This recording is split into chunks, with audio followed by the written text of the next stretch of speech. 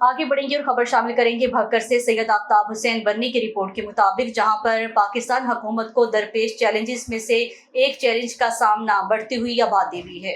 पाकिस्तान को दरपेश चैलेंजेस में से एक अहम चैलेंज मुल्क की बढ़ती हुई आबादी है। वतन अजीज को खुशहाली की राह पर गामजन करने के लिए आबादी और वसाइल के तवाज़ुन को बरकरार रखना नागुज़ीर है।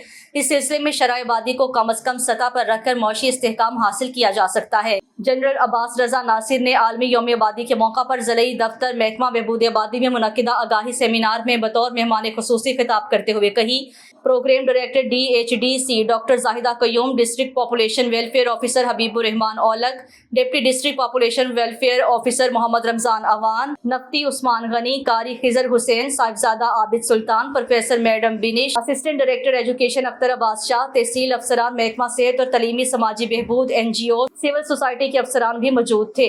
बाउनवान गर चाहें सब के लिए मुसावी मुस्तकबिल और तरक्की पायदार तो करना होगा, गैर जानिबदार और जामिया अदाद-ओ-शुमार पे इन्हिसार के हवाले से मुनक्किदा सेमिनार से खिताब करते हुए मुकर्रिरीन का कहना था कि 11 जुलाई पूरी दुनिया में आलमी यौम आबादी के तौर पर मनाया जाता है। दुनिया की आबादी इस वक्त तकरीबन 8 अरब और पाकिस्तान की तकरीबन 25 करोड़ है और ये आबादी तेजी से बढ़ रही है। महकमा बहबूद आबादी महदूद वसाइल में भी खुशहाल माशरे के क़याम के लिए पुरज़्म है।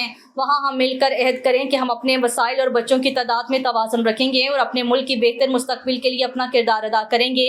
मरूफ सहाफ़ी और वुमेन लीडर पौधा ऑर्गेनाइजेशन मैडम सुमेरा शाहीन ने स्टेट सेक्रेटरी के फ़राइज़ सर अंजाम दिए। सेमिनार के इख्तिताम पर ज़िलई दफ्तर से झंग मोड़ तक आगाही वॉक भी मुनक्किद की गई।